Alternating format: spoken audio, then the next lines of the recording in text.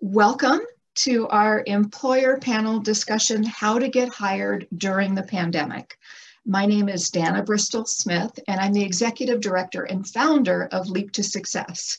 We are a women's empowerment organization based in Carlsbad, California, and our mission is to educate and empower women who are overcoming domestic violence, homelessness, and other major challenges to reach their greatest potential. And what I know for all of us is that we are all in the midst of a major life challenge. It's called the pandemic. Our life is very different. Many of us are isolated. Many of us are trying to balance the demands of job search and family and perhaps even homeschooling our children. So life is very different right now. And that's why we're doing this employer panel discussion, because we want to give you tips. We want to introduce you to some wonderful employers who are right here in San Diego County who have job opportunities available. So over the next hour, we're going to be meeting our panelists. We're going to be hearing from them, and you will have the opportunity to ask questions. So if you have those questions now, go ahead and jot them down, and we'll ask you to put them in the chat a little bit later on so that we can address them. So I am thrilled to introduce our panelists, and I'm going to start with Melissa Botello, who is a director at Dexcom, a San Diego medical device company. Melissa has over 20 years of leadership experience in her industry, and her expertise includes business development, operations, and customer experience. Melissa is active in creating a diverse and inclusive workplace while amplifying and empowering women in their career path.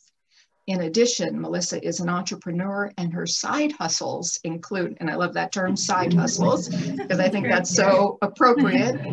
Her side hustles include hosting a podcast. She's an investor in women-owned businesses and a women's heart educator. Melissa is a heart attack survivor and is passionate about bringing awareness to women's heart disease. She's an advocate and a speaker. So welcome, Melissa. Go ahead and say hello. Hi, thank you so much for having me. I'm thrilled to be here today. Thank you, Melissa. Really looking forward to having you with us as well. And I'm really excited to have our audience learn more about a growing medical device company. So really happy to have you here. Okay. Next, I'd like to introduce Chris Rupp, who is the owner of Pride Staff Carlsbad.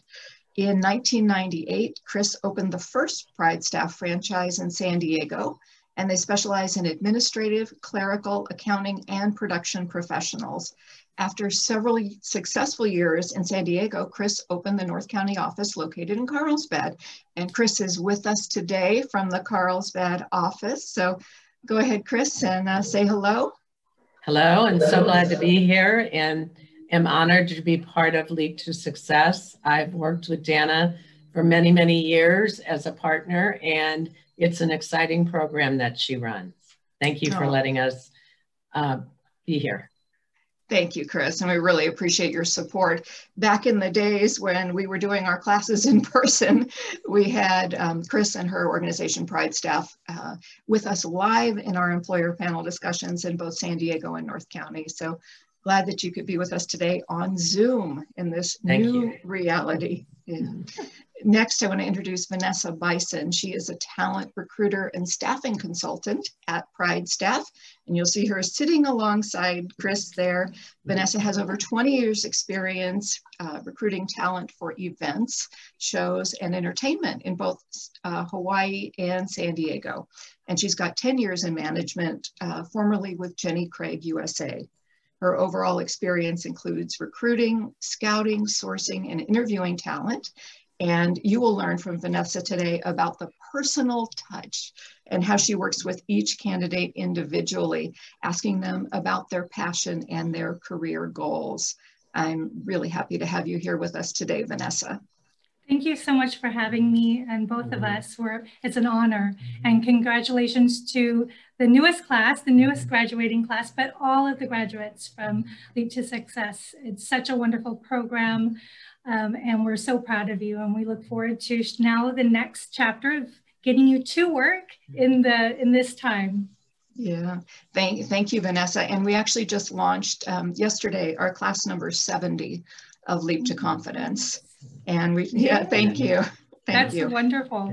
Yeah, even during the pandemic, now online. Okay, next I want to introduce another friend and partner. Marley Vialta is the Talent Acquisition Specialist for Hunter Industries, a global leader in the irrigation, outdoor lighting, dispensing technology, and custom manufacturing located in San Marcos, California. Marley has over 10 years experience in human resources, specializing in talent acquisition. She has her bachelor's in business administration from Cal State San Marcos and 2 certifications from UCSD Extension, human resources and talent acquisition.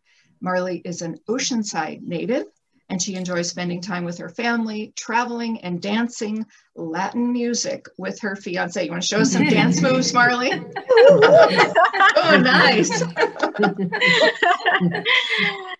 Thank you, Dana. I appreciate it. I love being part of this program, and I love you for doing this, and everyone that's also involved in this program. I just enjoy it very much, and congratulations to all the ladies in the house right now, and I'm glad that we were able to collaborate and really get to know each other and ask these questions as well. So thank you for this.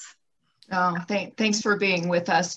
And Hunter Industries has been a partner with Leap to Success for several years, participating in these employer panel discussions. And what's so exciting about this discussion today is that when I was talking to each of you before the employer panel, finding out that your companies are actually growing during the pandemic, finding out that you have a lot of job opportunities available.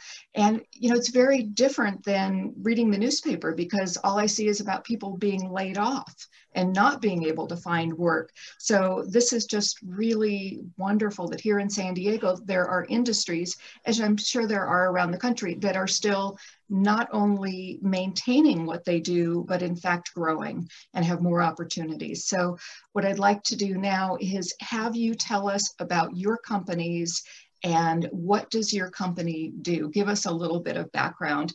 And I'm going to go ahead and start with actually I'm going to start with Dexcom, and I'm going to ask Melissa to tell us about Dexcom and what is your product?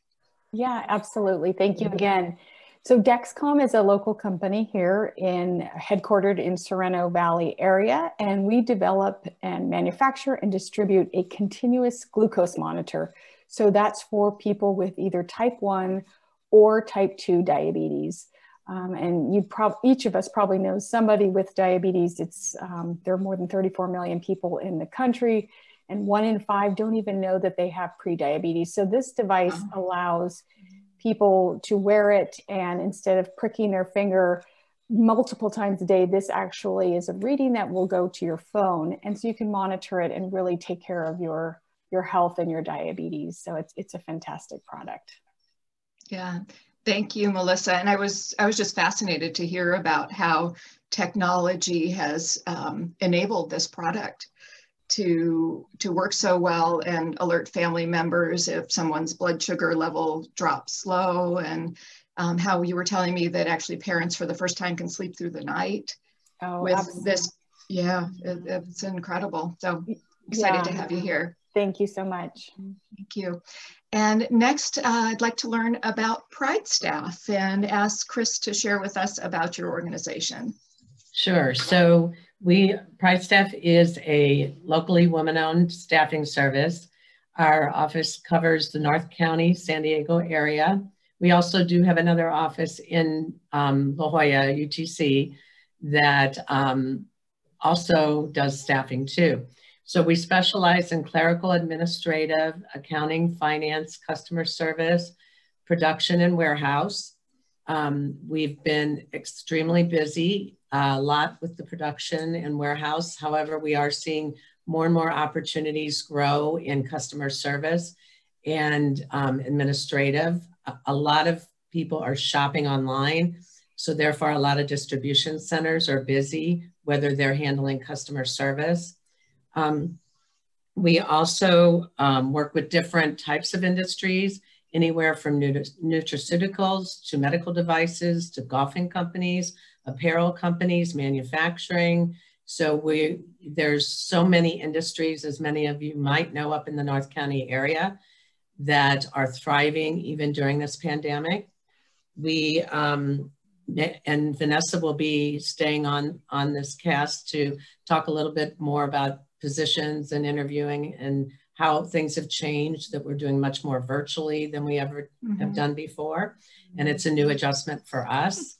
So that's a little bit about us. I've been in staffing for 45 years and enjoy putting people to work, matching their talents to what our clients are looking for.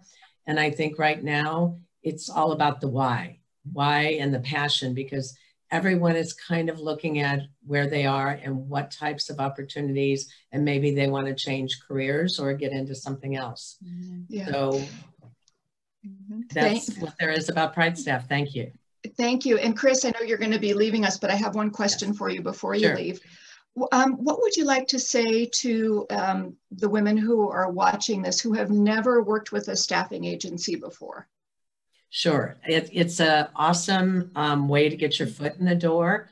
A lot of times, many of our associates don't have a lot of background, and many companies are utilizing our services where they're what we call straight sends, where there's no interview. We match what the position is, and the person goes in and works. And I think Vanessa can go in more detail, but we had somebody that hadn't worked in 15 years. We sent her to a client and they're looking to hire her full time. So it is a wonderful way to get their foot in the door. And it's also, we do a lot of career coaching, as Vanessa will talk about later, and help resumes. And, you know, this whole virtual interviewing is different than most people are accustomed to. So we're helping them adjust to that. Okay. That's great. Thank you so much, Chris. You're welcome. Thank you. Okay, and next, Marley, go ahead and tell us about Hunter Industries. So Hunter Industries, we are a global company with about 3,000 employees globally, as I mentioned. Our corporate office is in San Marcos. So we're right off of Rancho Santa Fe and Melrose. So we're in the business of irrigation. So that's our main thing, residential, commercial, golf courses. We also do landscape lighting, agriculture irrigation, and also paper dispensing. So, you know, just naming those, you know, you can see that we've been an essential employer. So we've actually been very fortunate to grow our business and being back ordered, because, you know, people are at home, they are wanting to do projects and, you know, putting in irrigation. So we're busy with that, and also paper dispensing. We do that as well in regards to automatic paper dispensing. So we've been very fortunate with that. And just a side note, I am a strong advocate of agencies. And I think that everyone should put their resume in every agency, especially Pride Staff, right? Yes, thank you. They know companies know them. They have a really strong relationship. So definitely put your resumes in there as well. Absolutely. One thing before Chris leaves also, I admire Chris when I first joined Pride Staff and started working with Chris. She's well known in North County. She has a great reputation, and that is because she cares so much about not only all of her employees, but the clients that she works with. So building that relationship that is so valued.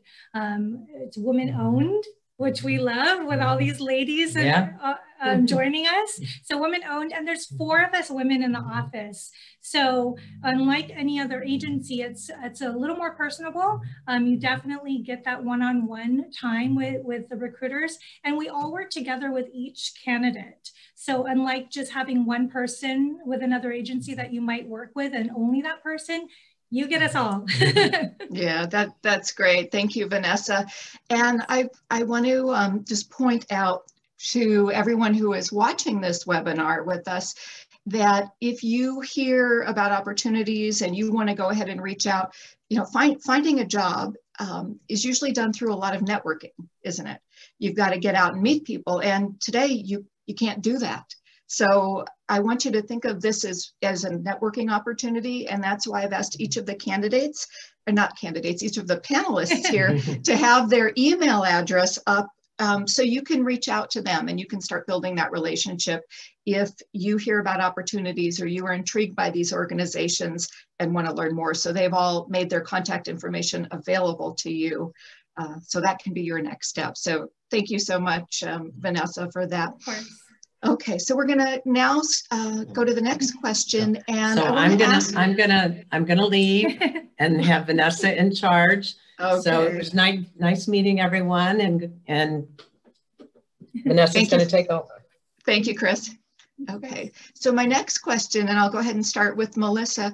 What kind of opportunities do you see at your company for women who are re-entering the workforce or making a career shift? So perhaps they don't know if their experience is relevant to, you know, what would be at Dexcom. So what opportunities are there, and what type of qualifications would be needed? Yeah, great. We are expanding quite a bit. I mean, we are essential in that we are a medical product. And so right now we have many openings from manufacturing, accounting, customer service, across the board. So I would say, you know, depending on someone's desire and or experience, there's a variety of openings. And really the qualifications depend on the role. Some require a college degree, some are looking just for competencies and skills. So I think, you know, if you find something online, the best place to look would be dexcom.com. That's where we have most of our careers there. And I would say for someone who's re-entering, this is a good time, right? Especially for companies like us who are growing and we're trying to find talented people, and we are focused on a lot of diversity. So it's a good time for women to get back in. That's great. And let me ask you this follow-up question, Melissa. Mm-hmm. Are the openings that you have for both on-site at Dexcom and remote? Right. So yes. So primarily most of them here in San Diego are on-site, but most of our company is remote at this time. Manufacturing is back in the office. So if it was a manufacturing job, you would be on site, but most all other jobs are remote at this time, with plans to go back early next year, hope we. Yeah. Yeah. Okay. Thank you, Melissa. You're welcome. And let's shift over to Marley and ask you what type of opportunities are available at Hunter Industries and what kind of qualifications and as well. Right. So we have all sorts. I mean, the openings that we have right now, and you could go to our website, hunterindustries.com, but we have a transportation coordinator position that's open, a web designer or web developer, service desk, you know, and a lot of, you know, service, we have service, customer service manager, engineering tech, and also a mold maker. So a lot of them do require certain qualifications, but some that are, you know, have the experience and there was a gap, they're able to come back in. I mean, we have, you know, our transportation coordinator, there's a lot of positions that kind of are similar to what they were doing, that they could probably be in this type of role, meaning an admin assistant, someone who's able to schedule, someone who has any transportation experience. We also have the other positions that where we use agencies to kind of help us sort, you know, find candidates for that as well, shipping and receiving, machine operators. But other than that, I mean, we have a lot of admin, marketing, HR, a lot of positions that we do have open for sure. Okay, that's great. Thank you, Marley. Yeah. And Vanessa, what Yes. kind of opportunities do you have at Pride Staff for women who are perhaps re-entering the workforce? Right. So, you know, that's again the nice thing about being able to meet someone virtually and over the phone is really detailing what I'm looking for them. We have a number of positions that are open. The only thing that we really don't touch on is anything to do with driving, retail, so anything touching money, and the food industry. Actually, you know, with cooking or restaurants. Everything else with accounting, medical assisting or medical assistants, administrative, bookkeeping, we do it all. So as far as anyone who is looking to get back into the workforce, I think the best thing is just to keep your mind open to possibilities of maybe things that you haven't thought about, or maybe thought about, but or shy, or you don't think you have the qualifications for it. You know, we love what we do. I love what I do. And my job is to fine tune your skills and match as best as I possibly can with a client where all of those, again, skills or experience that might not be so much on paper or with a certificate or with a college degree, but you still have them. I can still use those and be that advocate, be that middleman to you know, be able to support you and showcase you and present you to a company as a great candidate with skills, and it goes a long way. That's great. Thank you, Vanessa. Melissa, it looks like we had a question in our chat. What kind of customer service jobs are available at Dexcom? So we have we call it customer facing. So anyone that's working with our customers, so it could be in a technical support role. So we hire people and we teach them about our product, and they can support patients with troubleshooting or logging complaints. We have customer service where they're helping patients reorder their product or order it for the first time. So it does vary. There's just some support roles where people will call in and ask, you know, where their package is and tracking. And so it does vary.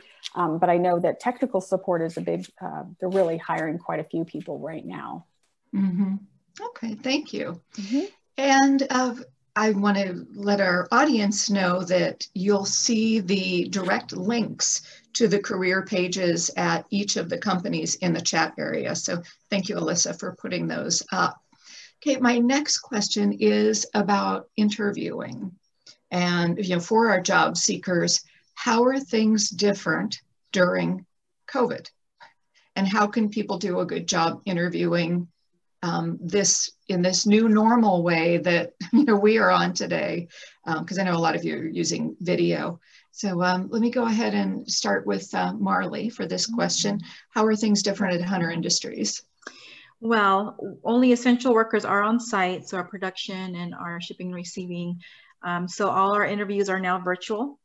So we want to make sure, obviously, everyone's successful in that. So we do provide, you know, guidelines for our candidates, also for our hiring managers, and making kind of like the do's and don'ts, because it's different. Not everyone is used to using the camera. Not everyone wants to use a camera. So our first round of interviews are virtual, and then if anyone makes it to the last round, it is on site. So they, you know, basically they know that we do exist. They could come visit the campus. They could know the commute, and then, but they are in a conference room virtually meeting with other people. So they're by themselves, and obviously we're honoring social distancing.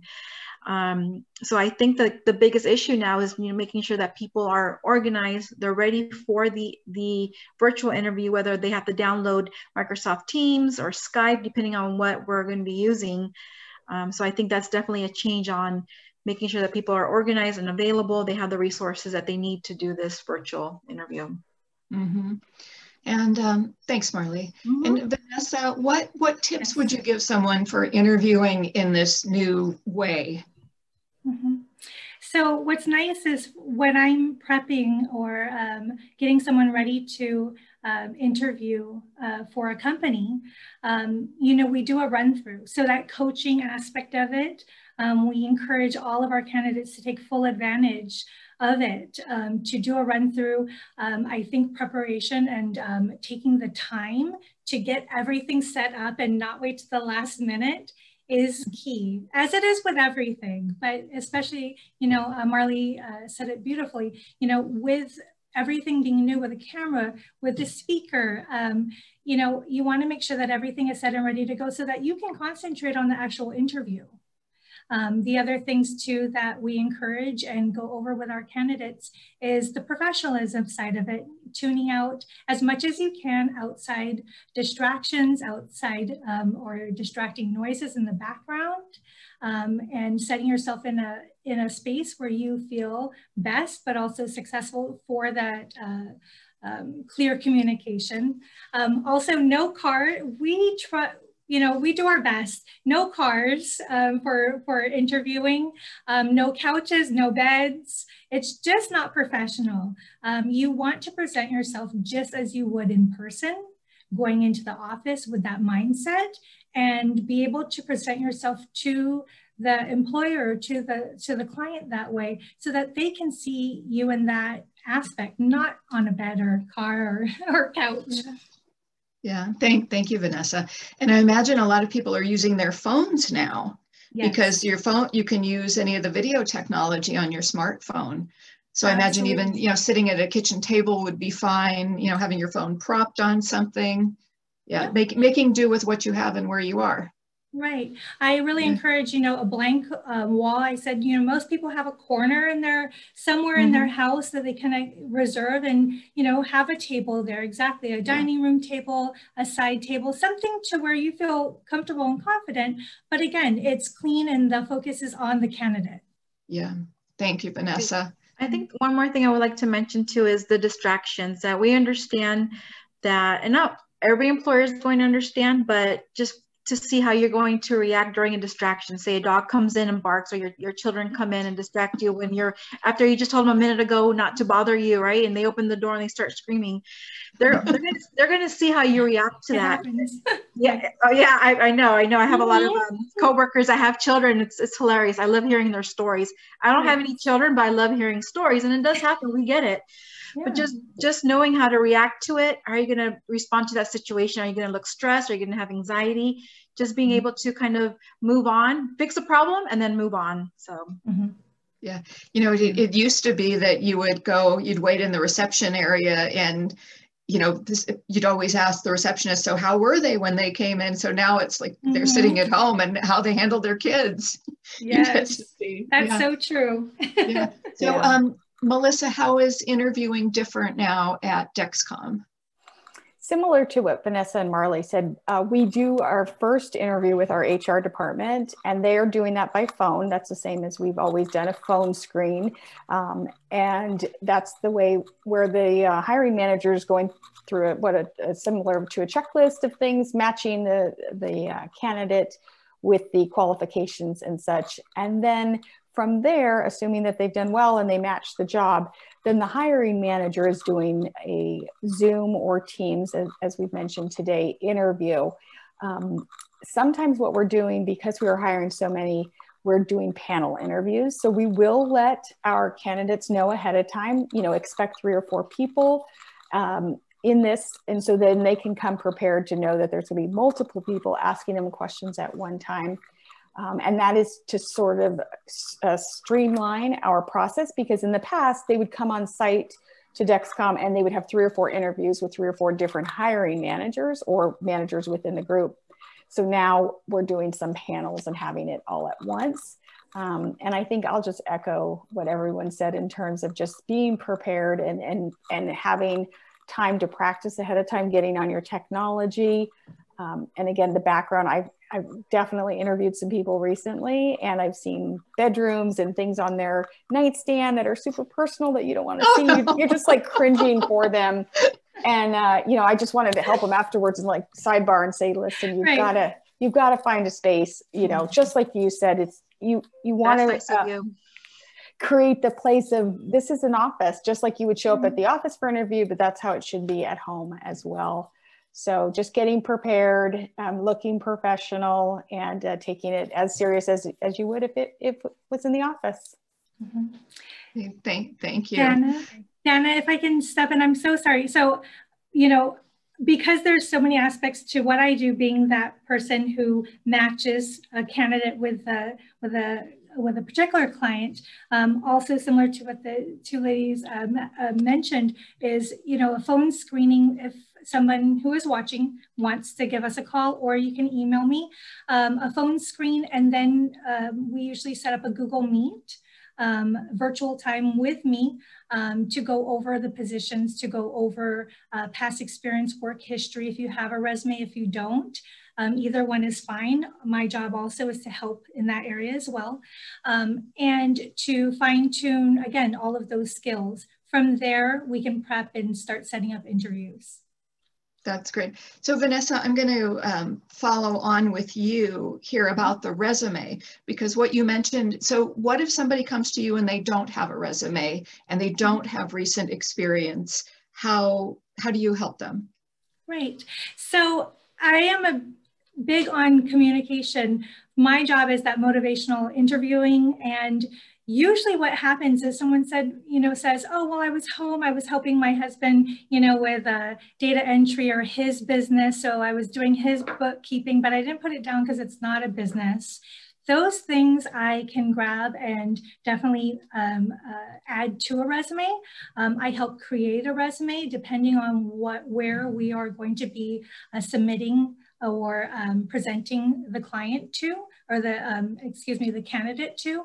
If there's gaps in there, definitely sharing with me one-on-one. Everything is confidential, with things that you're comfortable sharing, but to get to a place where a resume is fluid, there's no huge gaps in there. And if there is, where can we speak, to it as far as nice, clean, precise, maybe for 4 years or 2 years, you were taking care of your mother, bless your heart. Those are things not to push aside or to be ashamed or not share with. I think definitely in this time as well, compassion, needs to be present, but something like that, we can add to a resume. Nice, clean, one sentence, took 4 years off to take care of a family member. That lets the client know that you stepped away from your business, your work, and that takes a lot. It shows a lot about a person to do something for your family. So no matter what it is, whether it's taking time away to raise children, again, wonderful. If it's time to take away to take care of financial matters, business matters, something that happened that's very personal, we can go over it. And my job is to be able to present still your resume of who you are, your skills, your experience, what you can bring to a company, and not focus so much, because I think people focus so much on what am I going to say? What am I going to say if I, haven't worked in the last year? My job is to help guide you through it, and again, find out what are the other things that you were doing, or what are the things that we can showcase instead of focusing on the other. That's great. Thank you, Vanessa. So I'll ask the question a little differently to Marley, because I know you look at tons of resumes. How does somebody get your attention on the resume? And then if you would follow up and talk about gaps in a timeline, or what you'd recommend for people in terms of how they fill in the gaps. So yeah, so one thing that's really important is first impression. And of course, me as a recruiter, I am looking through a lot of resumes, and I'm trying not to go as fast, but obviously I have to go pretty quickly and review these resumes. So one of the things I would recommend is to really tailor your resume for the job posting. So it's a lot of work, it's very time consuming, but it's so worth it in the long run, because your goal is to get the recruiter on the phone with you and talk to you further on your resume. So the job posting, when you see the job posting, you're going to print it out or save it, and you're going to change your resume and tailor it off of the job description. So any experience that they have, that they are looking for, that you do have, even if it's similar, put it on there. So use the keywords that they have from the resume and put it on, or from their job posting, and then put them on your resume. And make sure you have your qualifications on the very top, because we're looking for those keywords. We're at the top and we're going down and we're scrolling down and looking for that experience level. Your resume has to be nice and clean, and so ask several people to proofread. I know there's a lot of services out there that will help you, Leap for Success, and companies like Pride Staff that really help as well. So your resume is definitely key. And in regards to the gaps, cover letters, that's one of those issues that, should I put in a cover letter or should I not? Is it kind of old school? And to be honest with you, I'll read cover letters sometimes. If I look at someone's resume, they have those cool keywords that I'm looking for, and there's gaps, then I'm like, okay, let me go see their cover letter to see if there's an explanation or just something else that I could get from the cover letter. So that's when I'll go read the cover letter. So on my resume, I had a gap. So I put one sentence on there that I left due to this, for this reason. I mean, obviously you don't want to put too much information. I relocated, so that's what I put on there. So you could put a one sentence on your resume, but if you want to give more of a little bit more detailed explanation on your cover letter, you could do that as well. Keep it very general. Don't talk about obviously medical, personal reasons, or I left to take care of family. I think those are, that would be the top two that I would put, is personal reasons, meaning it's none of your business. And it's none of our business, you know what I mean? Especially medical. That's something that we're by law that we shouldn't be asking anyway. So it's no one's business anyway. So personal reasons, or you left to take care of a family member. Obviously you want to be honest. Yes. Yeah, right. Yes, be honest always, please. Yeah. Yeah. I just wanted to piggyback off of what Marley said about the resume. Many companies are using algorithms to look through the resume. So it's not even a person, like Marley's going through really quick. A lot of companies actually use a system where they're looking for the keywords. So it's not even a person, it's an algorithm that's looking for the keywords. Once the algorithm has gone through it, then it serves it up to the hiring manager or to the recruiter and say, here's 10 out of the 500 we got that match. So I think going back to her point, that's so important. And you don't have to do it word for word exactly as it was in the job description. Put it in your own words or put it very close to what they have. Because again, if it's a machine learning that's looking for it, you got to have those. And if you don't, then unfortunately, no matter how great you are, it will be weeded out. So I would definitely want to echo that. And then the other dimension of just a clear and concise. Sometimes when we are not using a machine, we're using, to look through resumes. And if you see paragraphs and paragraphs of descriptions, people just sort of go, oh, it's too much. I'll look at it later, or it's just too much. And they don't look at it, unfortunately. So if we can be clear and concise and again, match the job description, I think those are the ones that get noticed up front for sure. Great. Thank you, Melissa. Yeah. Let me check in with our audience and see if anybody has questions around resumes. So if there are any questions about resumes, go ahead and put them in the chat, because what we're going to transition to next is the face-to-face interview, or the face-to-face virtual interview, since that's the way that it's happening now. Okay. With the resume, so one of the questions that I see is, how long should the resume be?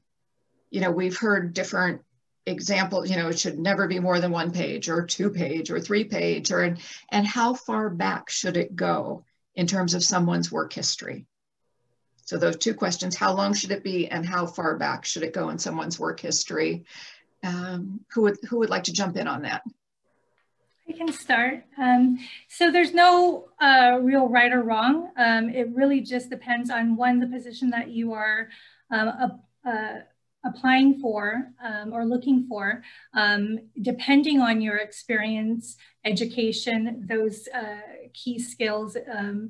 Some of them involve adding in software skills or other details in there that need to be on there, education, so forth. So it really just depends on the length or the amount of pages. But definitely, if it's something that's entry level or production, manufacturing, to really try to fine tune it to 1 page, I think is ideal. And depending on going back how far, if it's something on there that's not relevant to the position that you're really looking for, you can speak to it. But I think that really fine tuning it for the most part to that 1 page. Okay. Thanks, Vanessa. I definitely agree with that as well. Try to stick it to, or leave it for 1 page, but sometimes you can't because you do have that history. I'd say maybe go back 10 years, really depending on your history level. Obviously, if there's a big gap, your last 2 jobs with, the last 7 to 10 years. Mine's 2 pages.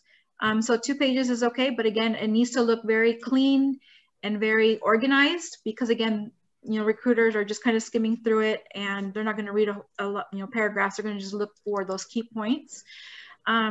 So obviously when your resume, you don't know where your resume is going to land. I mean, you post it on Indeed, you post it on LinkedIn, and it's out there in cyberspace. So you want to make sure your resume has your name in the top, You don't have to put your address, but definitely would recommend putting the city, because a lot of employers want to only hire people that are local. So you could put, Oceanside, California, your email address and your phone number. So you want to make sure that, if your resume does get passed along, that you have all your contact information at the top. I do recommend to put, your education on the top, and then your top qualifications, and your words per hour, data entry experience, your computer experience, just those top things that really like high level stuff on the very top, and then your experience on the bottom. Great. Thank you. That sounds like a good format that would be very eye-catching. Melissa, did you want to add anything on the resume? Yeah, I think the lady said it really well. Mine is also 2 pages, but I wouldn't recommend. I've had people provide 3 and 4 pages, and it's just overwhelming. And the other thing I would mention is more bullets, as Marley said, clear and concise. And I don't think we want to go into first person, I accomplished this, I did this. It's probably best to leave out that and just have some bullet points of responsibilities or achievements would be my recommendation. Okay, thank you. There was a question that came in on the chat, and if you just want to briefly answer this, does your company have any part-time opportunities, or do you just look for full-time? I can start. We do have some part-time opportunities with clients and companies here in North County. They're not, of course, as much as full-time. Most employers are looking for full-time commitment. We do everything from direct hires to temp to hire. So you're going in as a temp with an intent to be hired on, usually about 3.5 months in, and then temp positions. So it's a great opportunity to step into a company, work, see what the morale is like, the overall feel of the company, and get a good understanding to see if that's somewhere that you can see yourself long-term as well. It's also a great opportunity, of course, for the client to see the same. But with those 3 direct hire, temp to hire, and temp positions, there's a lot of work. We are busy. There are some part-time positions, but not as much as full-time. Okay, thanks, Vanessa. Yeah, unfortunately, we don't have any part-time. We're super busy. We're back ordered. I mean, our temp force is normally not that high. I mean, we normally have 10 to 15 temporary employees. We're up to almost 100 because we're so busy right now. So unfortunately, we don't have any part-time, but we do from time to time. Thanks, Marley. And we're the same. Yeah, we have all full-time. Once in a while, we'll have something part-time, or it's a research project or a project that's part-time, but majority, it's always full-time. Okay, thank you. Well, we're going to transition, and I saw a question in the chat about the staffing agency, and is there a fee to the candidates? And I know that there is not a fee because your employers are the ones that pays for your services. Correct, but that is a great question. Believe it or not, we hear it quite a bit, and it's a valid question. A lot of times I think maybe people don't contact because there is that coaching and service, and we help with your resume, and we want you to get the job. But the reason why we want you to get that job is that means I'm doing my job well. When you land that job and we are able to match our, loyal, valued client with a great candidate that has so much to offer, we've done our job.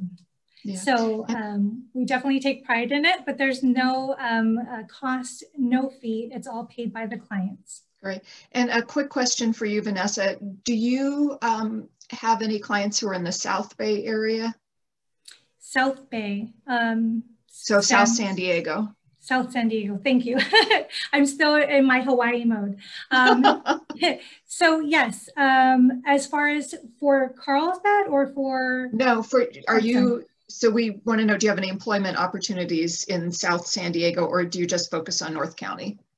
Okay, so yes, our office only takes care of North County. So from Del Mar to Escondido, but for the most part, it's Oceanside through Escondido. We take care of that entire area, but it's a franchise. So as Chris had mentioned, the La Jolla office, the San Diego office, we all use the same computer system. So once you are signed up and get started, and have that interview and everything is lined up with me, I can open it up to the San Diego office as well. Or you're more than welcome to contact the San Diego office and get set up that way. They would take care of that entire area down in San Diego. Okay, great. Thank you. Thank you. Okay, so let's transition over to the interviews. And you've already given some tips about the interviewing, like don't do it in your bedroom, don't be sitting in your car, try to handle the distractions well. But what other tips do you have for interviewing? And specifically around this question of explaining gaps in work history. So now you've got this face-to-face opportunity on Zoom or Google Meets. So Melissa, let's start with you. How would, what other tips do you have for interviewing? I think the number one tip would be to prepare. Like take that job description and look at 3, 4, or all of the responsibilities that are part of this role, and go through in your mind and create scenarios of where you can explain that you've done that or you've experienced that, and have a story. People will remember stories. So if you're talking about, you know, a customer service, you know, if you're applying for customer service, the common question might be, how do you handle difficult customers? Reflect back as to when you have dealt with a person who's difficult and how you were able to achieve that. So really, really being prepared, because if you look at the job description and what it entails and come up with some common stories and explanations, so then you'll just be so dialed in. It's very helpful, and it'll help the employer get to know you, your skills, how you handled situations. And do some homework on the company itself. A lot of times when the interview is over, the common question is, do you have any questions for me? And either if people don't have any questions, or they'll ask a question that maybe could be found on the website about the company, it doesn't show that you've done your homework or you're vested in it. So I'd say come up with some questions at the end that you're curious about. Like, for example, might be, how will I be measured in this? How will my job performance be measured in this role? So you're trying to figure out, is this a fit for me? Because they're trying to figure out if it's a fit for you, but you as a candidate should also be trying to say, will I be successful in this role? Will I enjoy it? Will I be thriving? So asking questions that will help you determine if it's going to be a right fit. Maybe it's questions about the culture. It's about the boss. Like, tell me a little bit about your leadership style. How would we work together? You know, just things that show that you've put some thought into it and that you're very curious, I think would be a tip. That's a great question to have available, Melissa. And I don't recall hearing that before from any of our panelists. So I think that's a really good one, you know, about asking the boss about their leadership style and how would you see us working together. Right. I think what that could also do is really position someone as a higher up on the list of possible candidates to ask a question like that, because they're seeing themselves in the role and they would like to have the boss see themselves in that role also. Right. So I think that's a really smart question to ask. Well, and just also, like, if you ask how will my performance be measured, it shows that you are focused on achieving and attaining results. But it also will be realistic in that if someone says, well, you're expected to make 100 outbound calls every day, that may be something that you go, oof, do I really want this? Do I want to make 1,000 outbound calls a day? So it's a good question for both sides to understand. So yeah, absolutely. Thanks. Marley, other interview tips that you have? Again, I can't stress how first impression goes a long way. So again, being prepared, being excited, listen, if they send you a confirmation, they say be online 5 minutes prior to the interview, make sure you do that. You should be there 10 minutes, making sure that everything's ready, the audio is working, and you're just there sitting, waiting for them to come. Once they come online, you're there with a smile and happy and excited and motivating, I guess. Well, yeah, no, motivated is the word. We do talk to a lot of people, and sometimes I get people that are you could just tell they're not interested in the role. I'll ask that question, what attracted you to this position? And they get stumped, like, well, just whatever I read online, I really liked what I read, and that's not what I'm looking for. I'm asking specifically, well, I read on your job description that I will be doing so and so, and I did this at my last job, so I love doing that. I love customer service, I love data entry. So it really shows that you're really engaged. Again, your role is to get the recruiter to love you and to advance you onto the next step, even if you don't have the experience. A lot of companies do hire, even if you don't have the experience. They want to hire somebody for the culture fit. So if you could get the recruiter to really like you and be yourself, be genuine, smile. Obviously we're not shaking hands anymore, but at least when the first time they see you, you're smiling.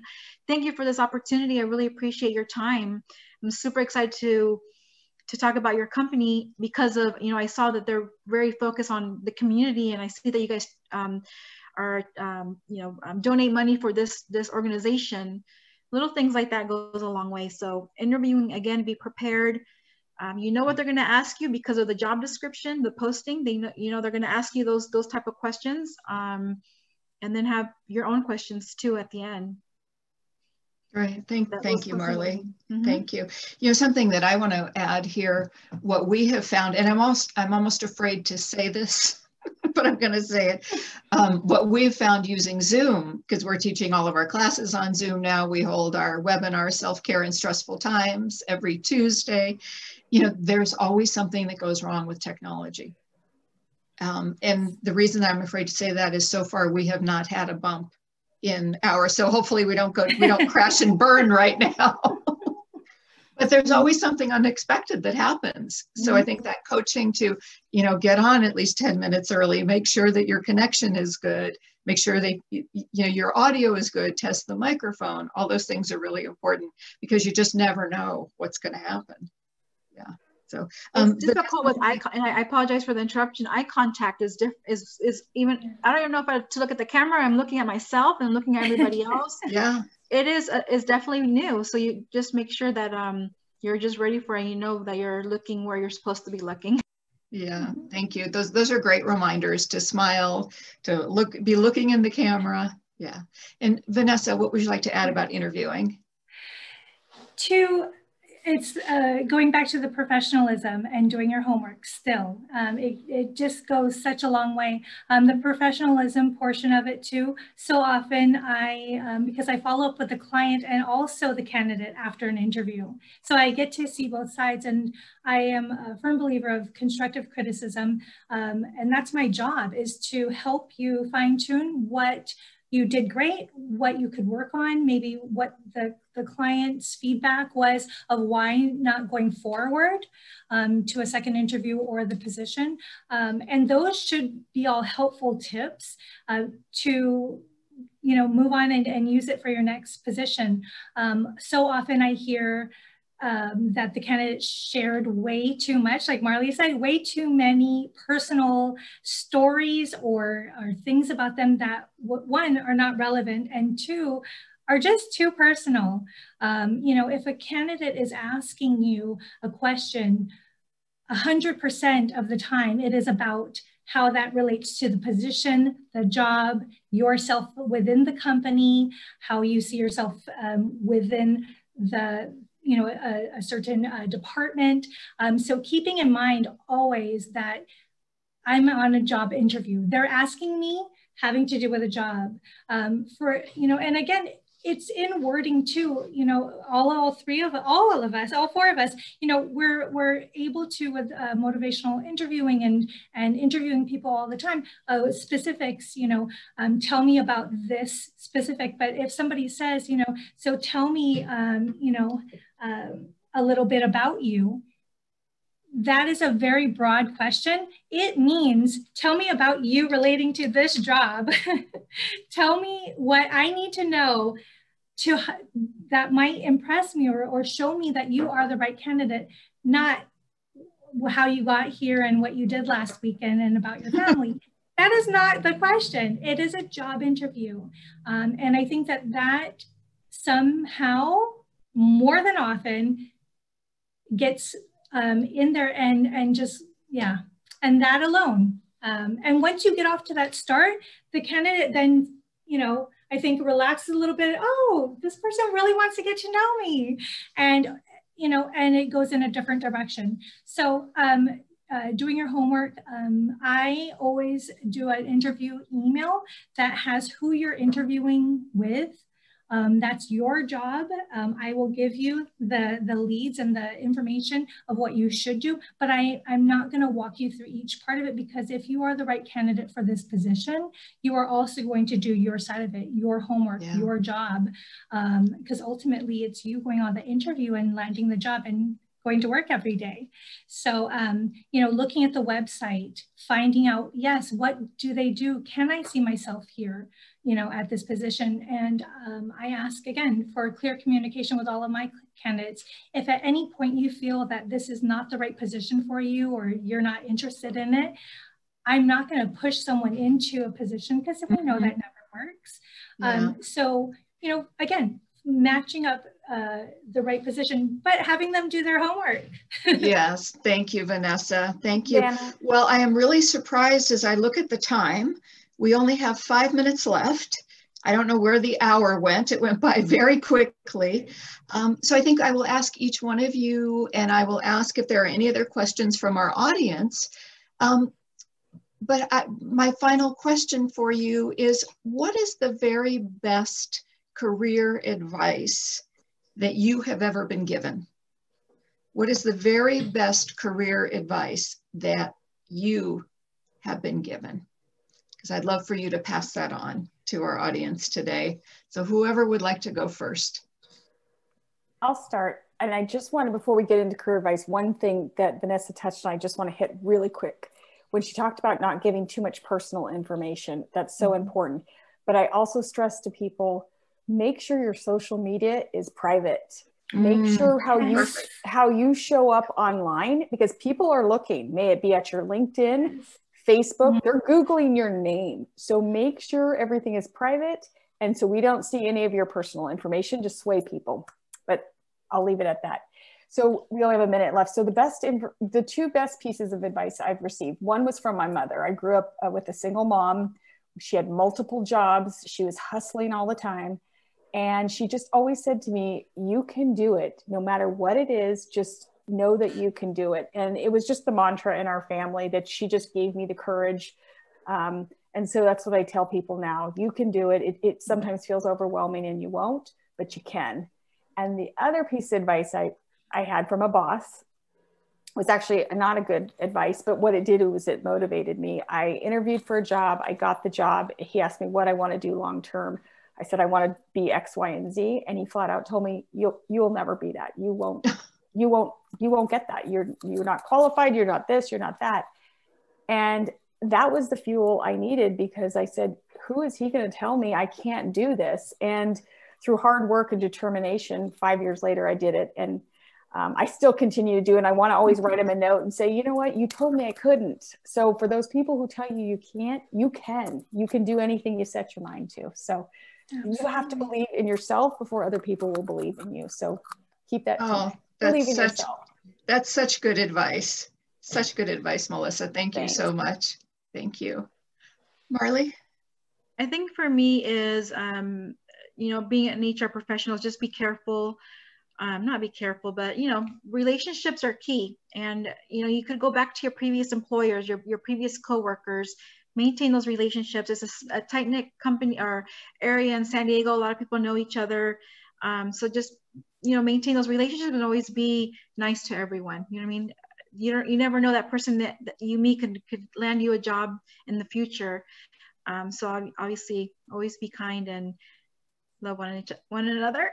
I know it sounds so cliche, but you know, just really build those relationships. Yeah, thank you. Thank you, Marley. That's great advice. And Vanessa? I would say it's a quote, and I'm not going to get it right, but it's about don't let anyone dim your light. You know, shine as much as you can, and don't ever let anyone, you know, similar to what Melissa said, don't let anyone be there don't allow them to dim your light or to tell you what you can do or what you can't do. You know, you have dreams and passions and goals, and you know, it's striving to reach those with small goals and going into leading to the bigger goals. But the other piece of advice that I have, it doesn't sound right, but it's on point.